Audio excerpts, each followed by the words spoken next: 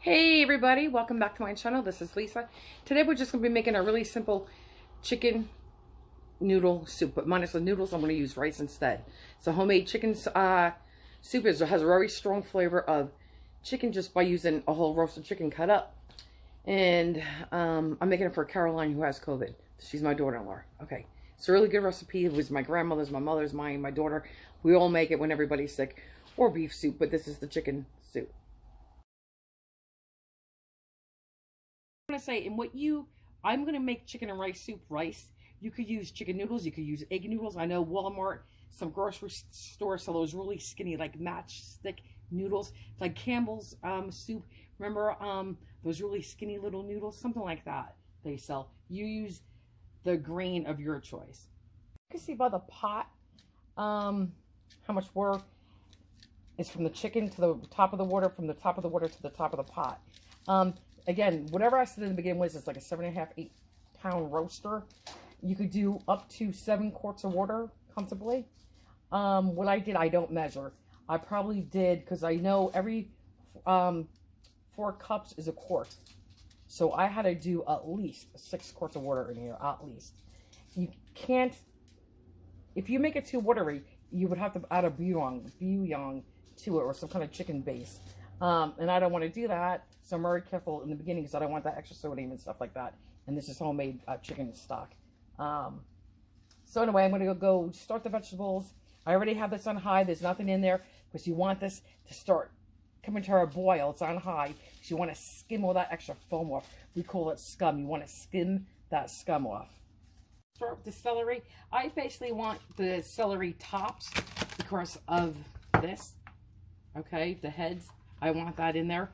I'm going to probably throw in an extra stalk of celery in case Caroline wants to chop it. Well, I'll chop it for her in case she wants to eat it in her soup. And again, when you're cooking your soup, you have to really be careful of, let me cut that off.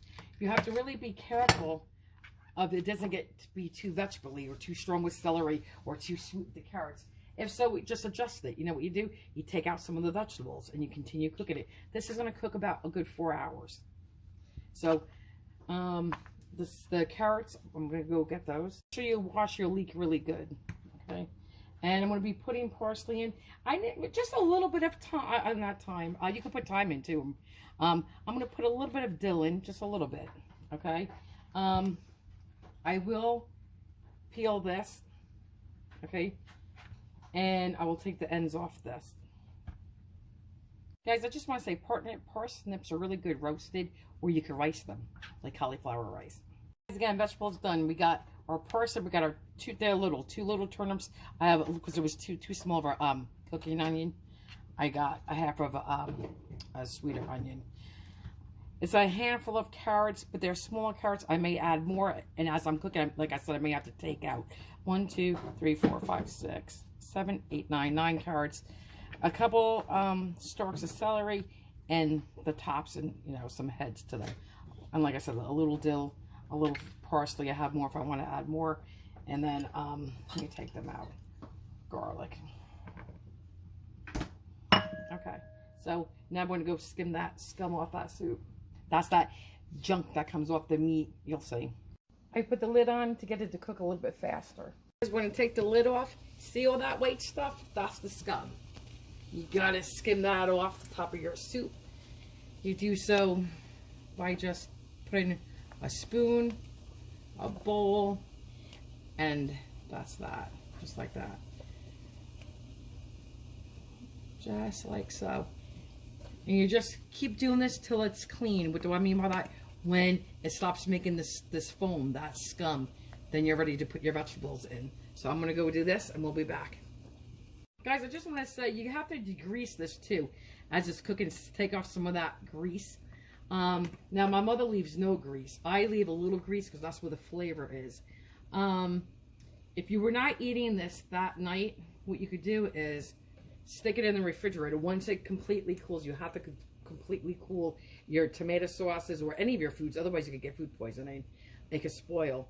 But anyway, so if you put this in the refrigerator without degreasing it, that's fine. The next morning, when you open it up, all the grease will come to the top, and it will be a big, thick layer of hardened fat. Just scoop it off, scrape it off, and that's so easy. Now you have to salt this really well, okay? And you can't take out, so be careful when you salt it or do anything, because once you put it in, you can't get it out. So I'm going to lower the temperature to like a simmer. So now you don't want to boil this to death. If you have to, without making it watery, you could add more water if need be. So I'm going to add the onion.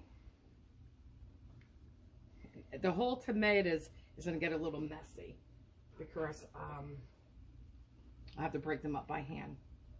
If I need to add a little water, I will. I'm just going to give a quick little break of the parsley. I did take a lot of the stems out. Turnips. A little dill, have some more. Celery. And again, guys, I can't say how important this is. You need to taste this as you go along. You have to adjust. You may have to take out celery. You may have to add more carrots. You got to taste it.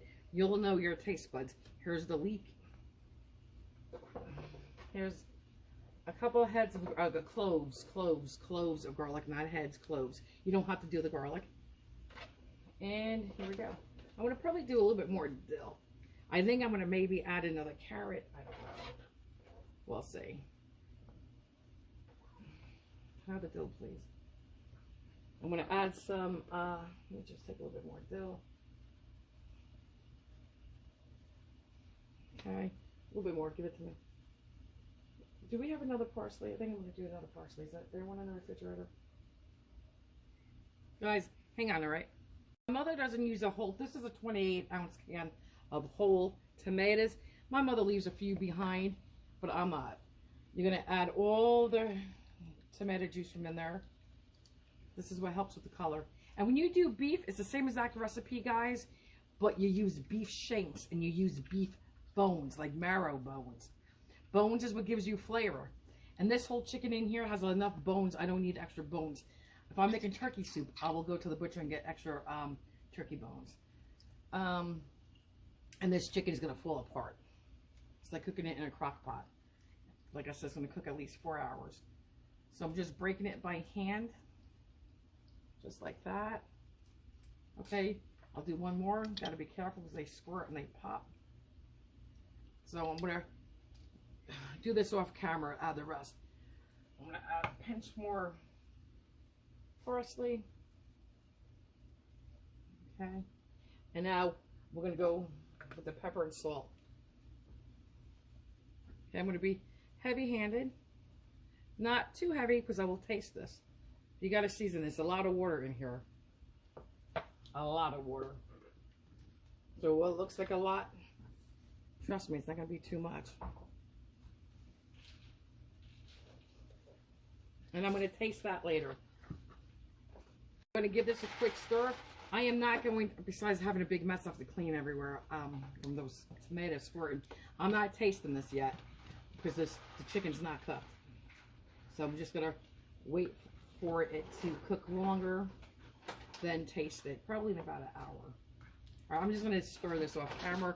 I'm going to put a lid on 3/4 of the way. You don't have to put a lid on. My mother always did, so I do. Because you want some steam to escape.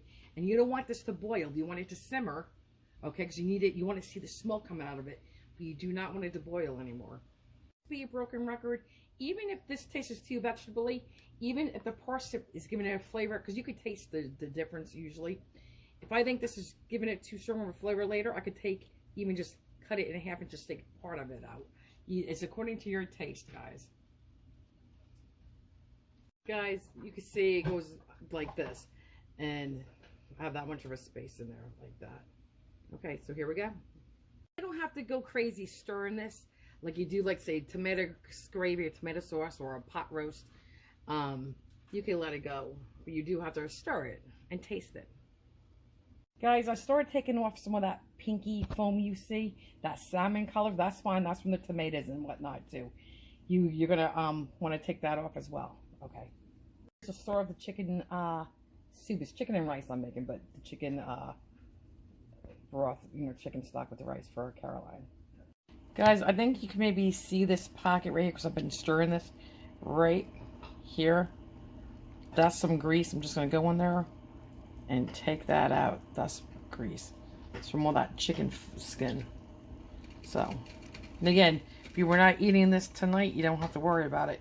Just stick it in the refrigerator, and tomorrow morning it would be nice and solid for you just to scrape off.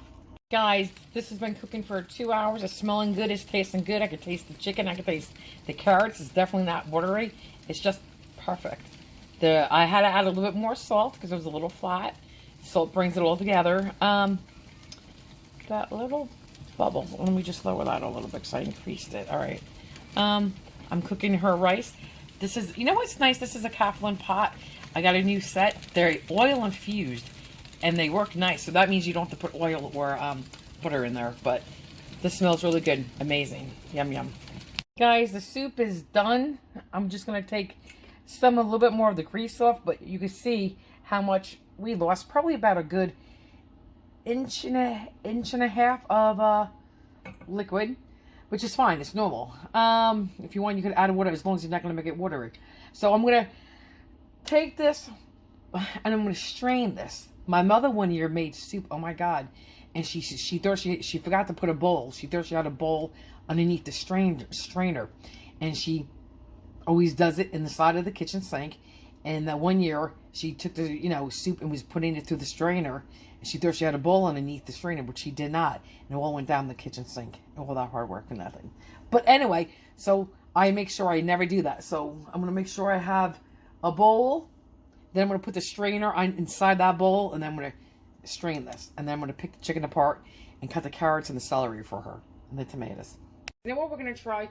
I have a smaller lid. I mean, that's too big for this pot. But I'm going to try it, but it has a strainer on it. Like, I'll show you.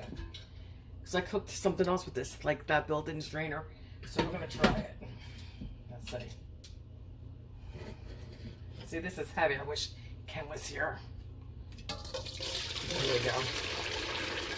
Just working right now. Okay, I'm going to continue doing that. And then be back. Ken's here. We're going to put the strainer in this bowl. It's a little smaller. And strain it that way. So keep it on the level. I know. So here's Ken. Just don't pour it all in so I can't see. Okay, go ahead. You're at halfway there, a little bit more. And that's fine. We made it with this bowl as far as liquid goes. Okay, stop. Because I'm not going to be able to hold it with my thumb. Guys, we'll be right back. Guys, again, I just want to show you the broth. I'm going to pull the chicken apart. And like I said, dice up those carrots. But do you see? I'm trying to zoom in. I don't know how good you guys can see that. I apologize there. It's a nice color, very nice color.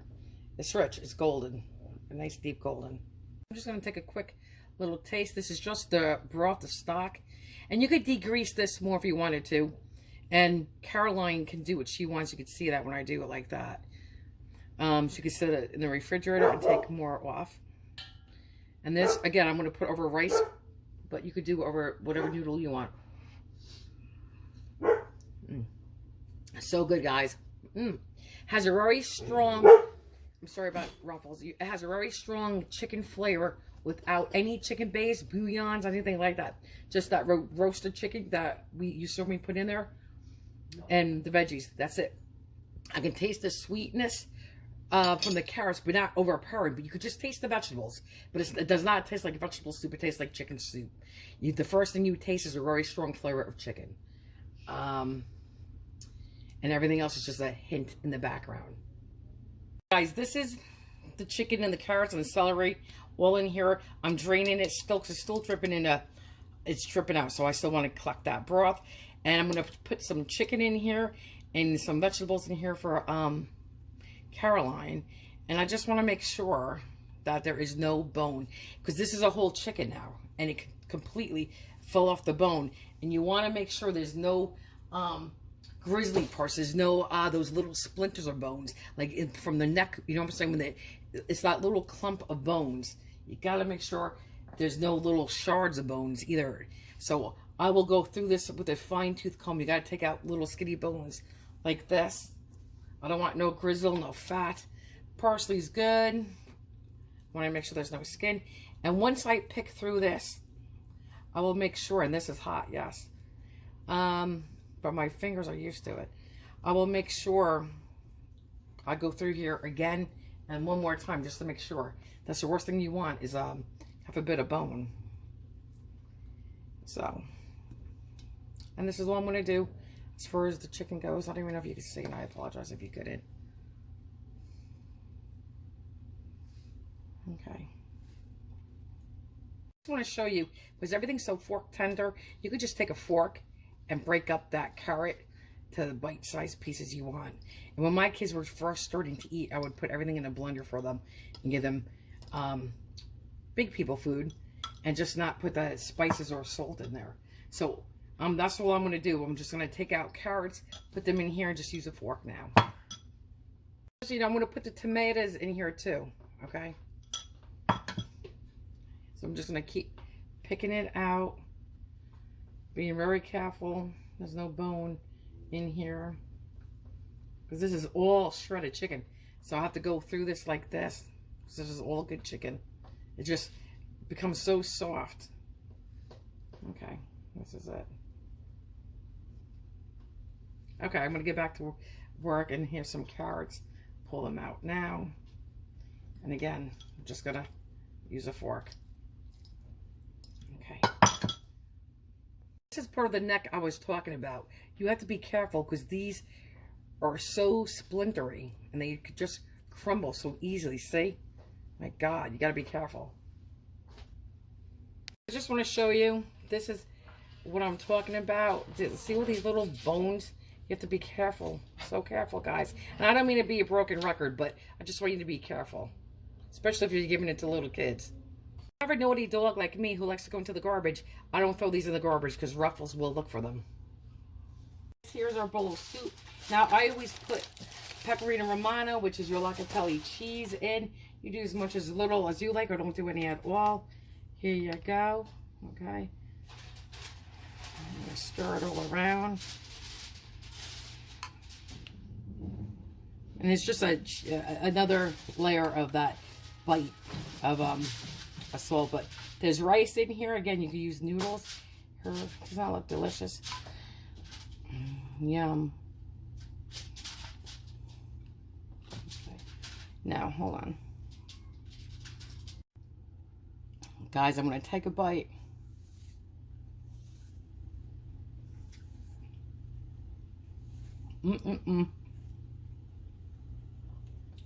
So good. Ken is looking at me. He knows what this tastes like because my mother's been making it. As well as my grandmother's recipe, you know, it's passed down. Delicious. Very good. Perfectly cooked with that chicken flavor. It's not flat, it's not watery. Perfect. And it's so healthy for you.